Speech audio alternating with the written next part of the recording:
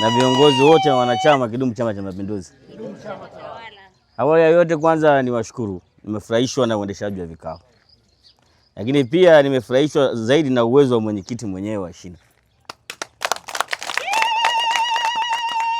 Na wewe ni mwenyekiti wa pili na watembelea, lakini napozidi kutoka kwa mwenyekiti mwingine na kwenda juu zaidi, napata mwenyekiti bora zaidi ya mwingine. Ajenda zenu ndio tunazohitaji kwenye chama. Hiyo kuna mambo nataka niwaongezee kidogo. Mzee bana amezungumza kitu kizuri sana. Wai wa chama ni jambo mtambuka na mambo mengi sana. Moja ni kuongeza wanachama, kulipa ada, vikao na mengineyo. Kwa hiyo umeona afisa TEHAMA kuna changamoto sana ya kulipaji wa ada. Inaonekana elimu ya ulipaji wa ada huku hata hakuna. Ada unaweza kulipa hata kwenye simu yako. Lakini ada unaweza kwenda kulipa kwa wakala tu wa M-Pesa wa Tigo Pesa. Unaweza kulipa. Kwa hiyo kuna umuhimu sasa na sisi kushuka kuwapa elimu hawa.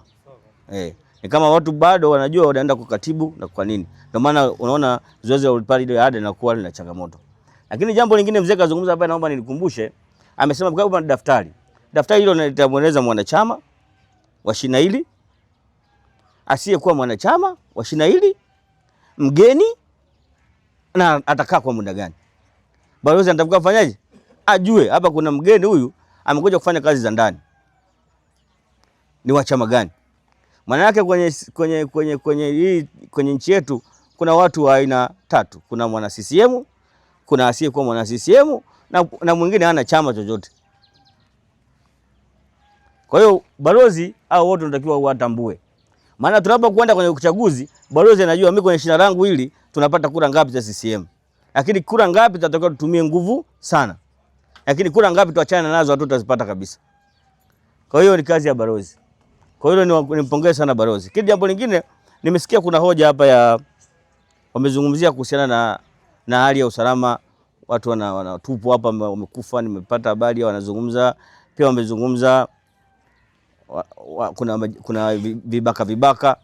Lakini kipindi niko hapa nikawasiliana na mkuu wa wilaya. Mkuu wa wilaya ameahidi wiki ijayo atakuja kufanya kikao na nyinyi tena hapa. Namna gani mtashirikiana naye ili kuweza kuondoa kabisa uhalifu kwenye eneo hili.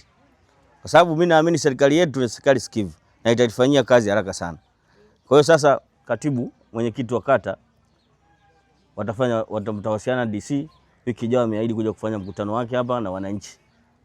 Kwanza atapita kwenye chama hapa asikie changamoto zenu, lakini baadaye atakwenda kuzungumza na nini? Na wananchi, namna gani sasa mnaweza kuweka hali ya ulinzi na usalama eneo hili kuwa salama zaidi. Lakini kilichonifurahisha zaidi, unajua tunatafuta shilingi milioni 450 kukamilisha ile jengo. Shilingi milioni 400 hii ngazi ya shina tulitaka kaungane na ngazi ya tawi kukamilisha jengo hili. Tukasema tawi moja lituchangie shilingi 30,000 tu. Lakini nyinyi shina hili tu moja tu mmechanga zaidi ya 50 ngapi? 60,000. 68. Na jambo ambalo hatukuandaa lakini mmefanya hiyo kwa mapenzi yenu. Na ndio maana Mama Samia anasema turudi chini, huko ndio kuna wana CCM. Kuna jambo ndugu zangu tulilisahau, na hili ndio limetusababisha hata haya machafuko ya tarehe 29 kwenye baadhi ya mikoa. Tulisahau kwamba wana CCM wako kwa mabalozi. Na tukasahau pia kwamba hao mabalozi wana wajibu wa kulinda usalama wa mali zetu na nchi yetu. Tukawaacha tukawatelekeza. Lakini sasa tumeamua kurudi moja kwa moja huku chini. Tunaoyafanya haya sisi kuja kuangalia, wilaya inatakiwa mfanye, kata inatakiwa mfanye, na nyinyi mabalozi mfike kwa wanachama wenu. Kwanza ndio wanachama wangu leo ameamka na umwa au mzima. Na tumeomba wenye vitu vitongoji, hizi changamoto zinazotokea kwenye jamii zianze kwanza kusikilizwa na mabalozi kabla zijaenda kwa wenye vitu vitongoji na vijiji. Moja, tutawapunguzia msongamano wa changamoto. Lakini pia tutawapa nguvu mabalozi, waonekane balozi kweli anafanya kazi. Zamani huko nyuma sisi wazee tunajua, wazee mimi na ule mzee tunajua, changamoto yoyote ya ndoa ilikuwa iende kwa mtendaji. Si ndio? Ilikuwa inaishia kwa balozi anamaliza. Lakini sasa hivi changamoto tu mtu amegombana na mke wake, moja kwa moja utasikia ameenda kwa mkuu wa mkoa. Ni kwa nini? Kwa kwa sababu tumeziacha hizi ngazi zisifanye kazi yao. Kwa hiyo tunawasihi wana CCM na viongozi, sasa hivi tunataka kumheshimisha balozi kwa nafasi yake. Una changamoto yako, mwenyekiti wa kijiji, kabla hujitatua mwambie balozi wako anaijua, balozi ameifanyia kazi, heshima balozi zitakuja na changamoto zitapungua. Kwa mfano, mnyewe mmesikiza taarifa hii ya tume ya machafuko. Hii ilienda kuchunguza kuna nini? Taarifa ilitolewa na Jaji Chande. Ilieleza kwamba kuna watu walipata mafunzo kabla ya tukio. Si ndio? Kinachomaanisha ni kwamba hawezi kufanya tukio, hawezi kwenda kufanya mafunzo, wanaenda kufanya mafunzo kwenye jamii, kwenye maeneo yetu. Lakini kwa sababu tuliwaacha hao wanachama na wenyewe wakanyamaza, hawajui wajibu wao, ndio maana haya yakatokea. Lakini haya mambo yangejulikana mapema sana, hatua tungechukua. Huyu amekaa mjumbe mmoja anasema ni dada nadhani amezungumzia kuhusiana na vibaka, watu wanavunja kwenye maduka na nini na nini. Hii changamoto sio kuzungumza tu na kuiacha. Hii changamoto tunatakiwa tuifanyie kazi. Moja kufanyia kazi, ndio maana nimebuia kwenye kikao cha balozi. Je, kama balozi tungekuwa tunafanya kazi kila siku ama mangekuepo haya? Kwa hiyo tuomba mabalozi wenzetu turudi sasa kuishughulikia jamii yetu. Na tunaomba mwenyekiti wa kata, hakikisha na wewe umezunguka kila balozi zako zote na uhakikisha wanafanya vikao, wana madaftari na vikao vinaendeshwa na changamoto zao zinatatuliwa. Mzee amezungumza hapa, hii chama kina ngazi. Kila mwezi atakiwa balozi akae kikao. Si ndio? Balozi amaliza beki kwenye tawi na tawi liliulize, wewe balozi umekaa vikao vyako na wanachama wako?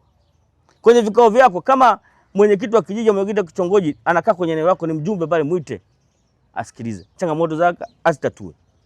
CCM oyee! La mwisho nataka niwakumbushe ndugu zangu, tuna wajibu sasa wa kuilinda nchi yetu. Mzaa utumbua nini? Usaa. Yaani mbona hichi kilichotokea mzaa tu siku moja tutashangaa nchi tunaingiza kwenye machafuko makubwa.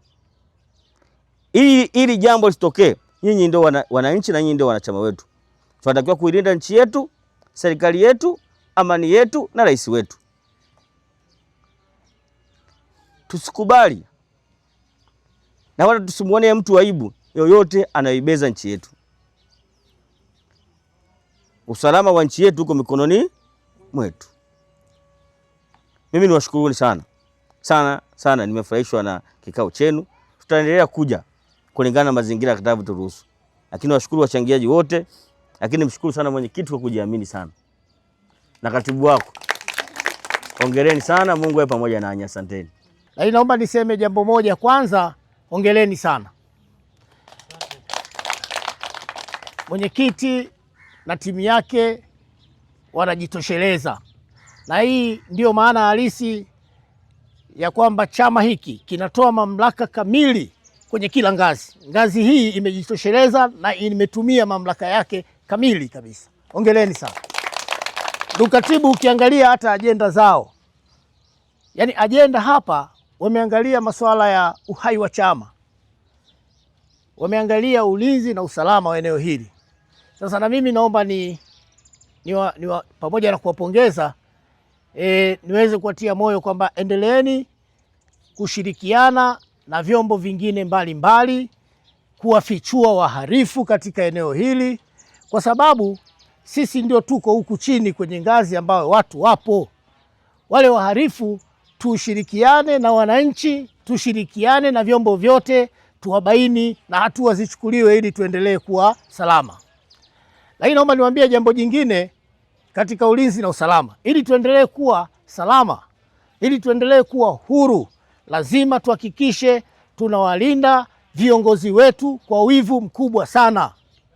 Huku katika ngazi ya chini huku katika ngazi ya chini kuna watu wameanza tabia za kutukana viongozi wetu. Tushughulike nao huku katika ngazi za chini. Sisi tunaelewana?